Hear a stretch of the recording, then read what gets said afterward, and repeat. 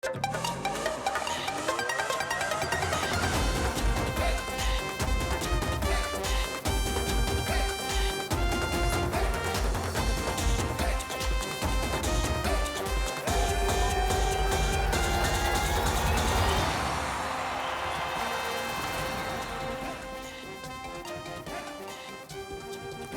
was a Trent Boult special right at the end, picking up a hat-trick, becoming now the 10th bowler in the history of World Cup to pick up a hat-trick. Of course, this is the 11th hat-trick in World Cup. Lasith Malinga has 2 to his name. Also, the first New Zealand bowler to pick up a hat-trick in the World Cup, thereby ensuring that Australia don't cross the 250-run mark. 243 for 9 is what they got, batting first. And then New Zealand bowlers, like I said, dominated by Trent Boult there. 4 wickets there for Boult, are giving away 51 runs. 2 wickets for Ferguson and Jimmy Neesham as well, and a wicket there for Kane Williamson. As far as the batting for Australia is concerned, you have Khawaja with 88 and Carey with 71. They had a 100-run plus a partnership. You are watching ESPNcricinfo Match Day. I am Nikhil Naz in the company of Michael Hussey and Dan Vettori. We'll also take you live to the Lord's Cricket Ground. Alexis Nunes would be joining us from there, but I'll start with you, Dan. Would it be fair to say New Zealand would be the happier of the 2 teams at the moment?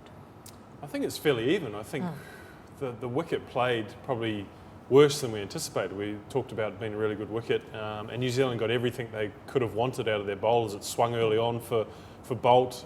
Ferguson came in, bowled fast, and they used their 3 spinners, not just their 2 spinners, and they got only 1 wicket out of them, but they got some control, and then Boult came back at the end. So I think it was a really good performance from a New Zealand bowling attack, but I thought the wicket had enough in it to suggest that Australia can exploit the conditions. I think Lyon will bowl really well on this wicket. I thought it spun and bounced a little bit, and that's when Lyon's at his most dangerous. So I almost think his 10 overs could be one of the deciding factors in this game so far.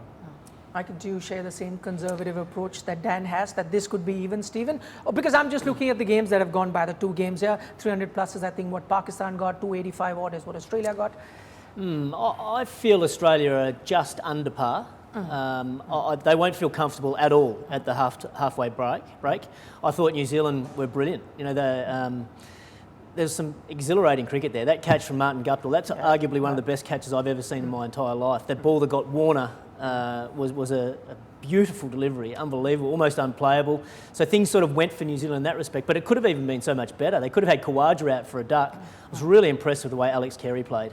Just coming out from the very first ball, he just timed it beautifully through the covers, really got the Australian innings going and put the pressure back on the New Zealand bowlers and certainly got Australia up to what I think, is just below par target, but there's enough there for the Australians to keep them interested. Some turn there, there's some pace and bounce in the pitch. The Aussies will come out pretty hard, but yeah, as I said, not comfortable.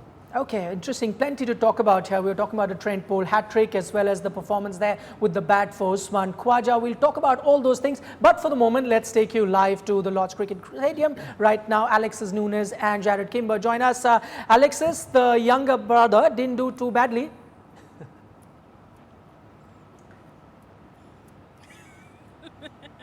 That's exactly what I was telling Jared on Twitter. I had to clap back at him to stand up for little brothers and little sisters everywhere. The fact that New Zealand were able to reduce Australia to 5 wickets down before they even had 100 runs on the board, Jared, that I would say you had to pay attention to the little brother there. How would you rate their bowling performance? No, I thought they bowled really well. I think the pitch really suited them. They obviously took that huge gamble with Colin de Grandhomme at the top, which was bizarre, but worked beautifully. Australia couldn't hit him away. Should have got Aaron Finch out early on.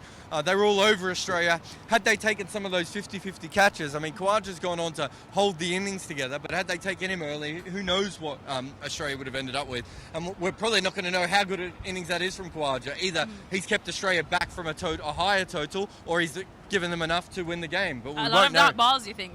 Sorry? I was seeing that criticism that he was soaking up a bit too many dot balls for their liking. Yeah, and also I think his third boundary was off his 112th ball or something. So, he was certainly got stuck. So, it's one of those things in sport, right at this stage, we're not sure how that is going to play. Either he's given Australia enough, or they just don't have enough, and his dot balls are going to come back to bite him.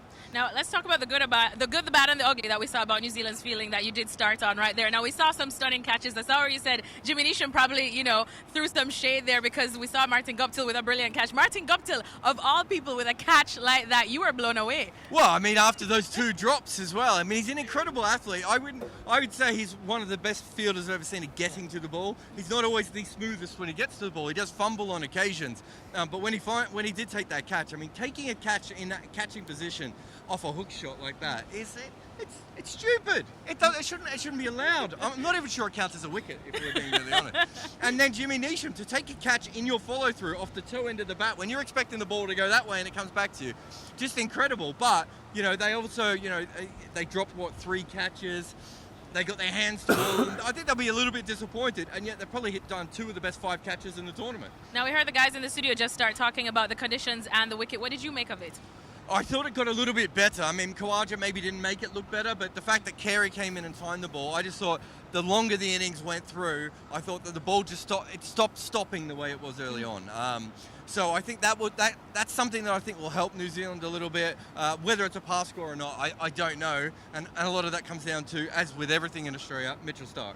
Mitchell Starc, indeed. And I know that House said it, that probably Australia would have liked a couple more runs to their name on this one, but there is a huge, I guess, reliance on Kane Williamson to get another beginning in this one. And some would say that the New Zealand openers are not really, or are exposing Kane Williamson and Ross Taylor a little too early in this one. So how do you see them faring in this chase? Well, look, it's going to be very interesting. I don't think the Australian new ball bowling's been incredible, but Behrendorff coming in has strengthened that a little bit. So it will be interesting to see how New Zealand go. But basically, it's how do they score the other 140 odd runs that Kane Williamson doesn't score? All right. So, Big Brother, how are you feeling? When Kane's out, I'll feel better. All right. Well, Big Brother, a little uneasy here, and that I think is a little small victory for little brothers everywhere. We'll go back to you guys.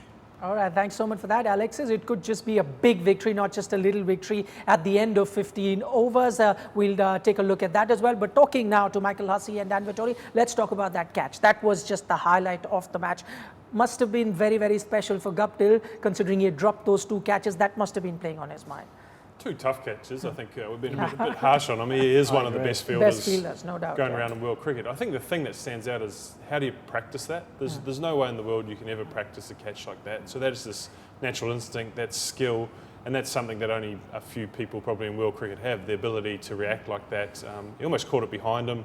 The pace of Ferguson, the pace off the bat of Smith, and for him to react, to even be in that position, I mean, you could say it's a great captaincy as well to have that person there. So all those factors combined, for him to pull it off on the back of dropping 2 catches makes it one of the special catches of the tournament, and Guptill's one of the few guys in the world, I think, who could actually pull it off. Right, and Michael's already spoken about what a stunning catch that was, but just a word, we heard Brendan McCullum on commentary that even in 2015 they tried to plan something like that to Steve Smith. Bold short deliveries didn't pay out at that time, but this time it just worked for the team. Do you remember anything like that? I can't remember that. That commentary team was claiming a lot of stuff tonight. Look, I think Steve Smith is a guy potentially early on who you do look to go a little bit short term. You probably look to attack the stumps, take them wide. So you try a number of different things. The thing is that Steve Smith's been successful for a long period of time. So you can say you try those things, but normally he negates them. It took something incredibly special tonight to negate his ability to bat for a long period of time.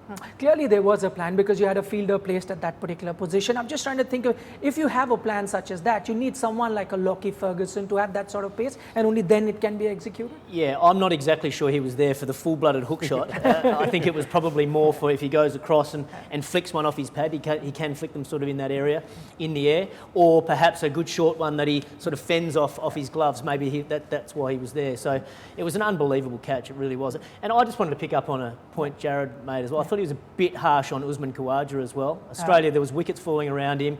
Australia needed someone to hold it together. It didn't look the easiest pitch to bat on. I thought Alex Carey's innings was outstanding because he was able to time the ball well. But I thought Usman Khawaja did a great job for Australia. If he had have gone out early, or he had have thrown his wicket away at that stage, Australia probably wouldn't have even made 200. I was just going to come to that because you talk about Khawaja's inning. The other bit was that he was under tremendous pressure. People suggesting push him down the order, send Smith there. So he had a lot to prove himself. Well, Shane Warne said before the game that he didn't even want him in the team. He wanted Sean Marsh in the team and Steve Smith to bat 3. Look, he's a class player. He really is. He cops, I think, in my view, some undue criticism at times. He comes across as a bit lazy in the way he goes about it. But I can assure you, he is very serious about his cricket. He's a relaxed guy, but he takes it very, very seriously, and he puts a high price on his wicket, and he has a lot of pride in playing for Australia as well. So it's just because the way he goes about, he's such a classical player. Sometimes people find him a bit misunderstood, but I thought it was a really important innings for Australia. It was an important innings for him personally, to give the confidence to the selectors to keep picking him in the team for 1, and that he's a right man for number 3. But it was also a very important innings in the context of this match to get Australia to a total where, look, who knows if it's enough or not, but they've given them a chance. Okay, just talking about strategies there, if New Zealand had won for Stephen Smith, do you think Khawaja and Carey at that time had some sort of a strategy how to deal with the New Zealand spinner? We saw them employ the sweep shot, even the reverse sweep, pretty effectively. Well, I think to follow on from Huss's point, I think what Khawaja did so well was he assessed conditions, and he also assessed his partner, and he assessed how well Carey was batting. He looked like he was playing a different game to everyone else. He came out, scored, run a ball, was able to pick up boundaries wherever he needed to, and Khawaja in a lot of ways just fed him the strike, realised how well he was playing, and so he could push the singles to him, and that inevitably was against the spin bowlers as well. New Zealand threw everything they could at them with the spin bowling. Eventually Williamson came on, bowled 6 or 7 overs straight to him, eventually got him out, but they were able to pick up those singles. They played Satner really well. I thought Satner was going to be incredibly dangerous on that surface, but the 2 left-handers were able to negate him. They played Sodhi with a lot of respect, and were able to pick up ones. And I suppose in their minds were thinking 250, 260 is the right score, and the way they were playing, they're the ones that are there to assess conditions better than anyone, and I think that's why Khawaja's innings is a good one, because like I said at the start, he assessed conditions, he assessed New Zealand bowlers, and he assessed how well his partner was playing, and in the end I think he's helped them get them to a decent score. All right, plenty to talk about. We were talking about the Australian batting, how the 88 runs by Usman Khawaja really helped Australia reach the 243 that they've set right now for New Zealand, but plenty more to talk about. We'll talk about the Kiwi bowling after a short break.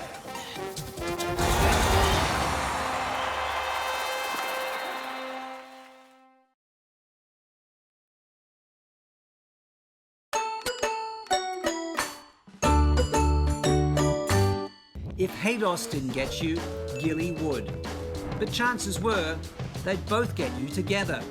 Arguably the most destructive openers in one-day history, Matthew Hayden and Adam Gilchrist are the only pair to score over 1,000 runs in each other's company, including a record 5 century stands. Cricket's version of the 1-2 combination.